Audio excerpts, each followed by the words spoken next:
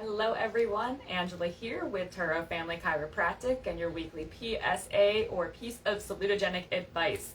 So we are somehow into a new month here. We are officially into November, which I believe is we are officially into the holiday season. So we are talking this month, all month long, about healthy holiday hacks. So how to enjoy your holiday season without feeling stuffed like a turkey for the next 2 months. So really, the PSAs this week, we have 4 different tips focused on your holiday meals and how to approach those holiday meals where you can enjoy yourself but not feel like you have overindulged, or how to help compensate if you do feel overly indulged. So this week, starting out with each one is a W. So this week we are starting out with the W of working out, and that might sound the obvious that people think about when we talk about working out when it comes to eating, which is the mindset that I don't like, is people thinking that if they work out more, that means that they can eat more, because we tend to think of calories because of the fallacy of calories in versus calories out, which we know now that weight is much more complicated than simply calories in and calories out. Yes, that's part of it, but there's a lot more that goes on.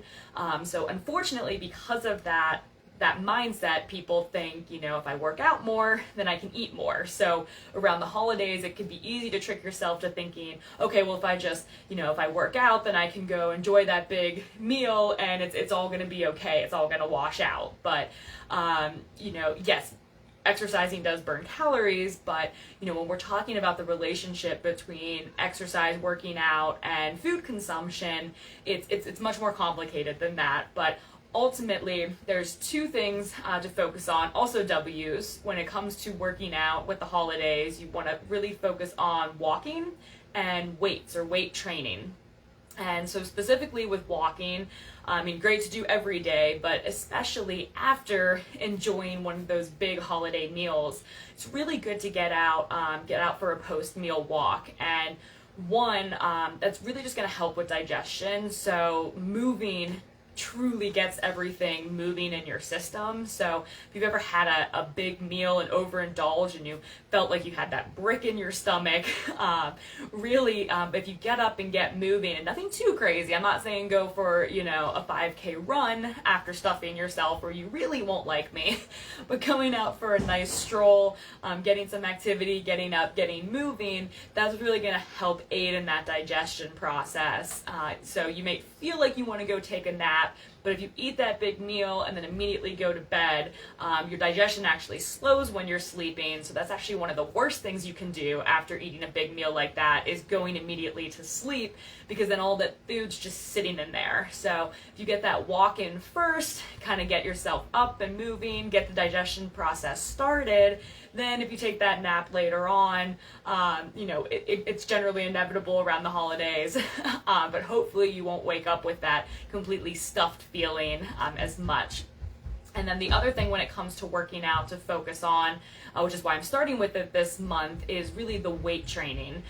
So incorporating weight training into your workouts, if you're not already, one, it's good just for overall health, but especially as we head into this time of year where we're going to inevitably be eating more than we probably would or should on a regular basis.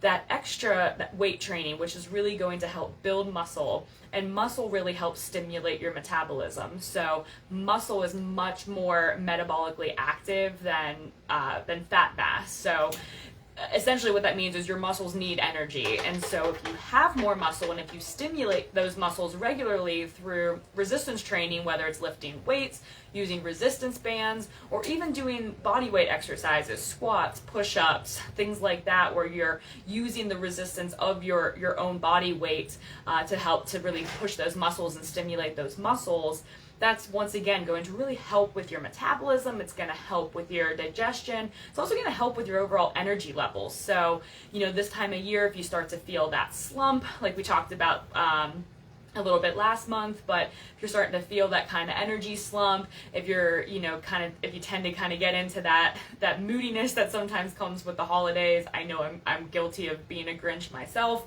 but working out regularly and stimulating those muscles can really, really help with that overall energy level as well. So definitely start now, start building that up, getting that routine going. It'll help you keep that routine throughout the holiday. If you already have a routine, plan to continue it. If you're traveling for the holidays, plan out what days, you might miss those workouts or how you can help make up those workouts. Plan to travel with resistance bands or, find a local gym in the area, whatever it's going to take to help keep those workouts active. And really your muscles will thank you, your overall health will thank you, and it's just going to help you kind of feel better, less sluggish throughout this holiday time. So that is your PSA for today. Your W is working out through walks and weight training. So really starting to focus on that now, establish the habit. We still have a couple weeks here before the first major food fest of Thanksgiving hits. So getting that habit now, and then that'll get you off for a good start through this holiday season.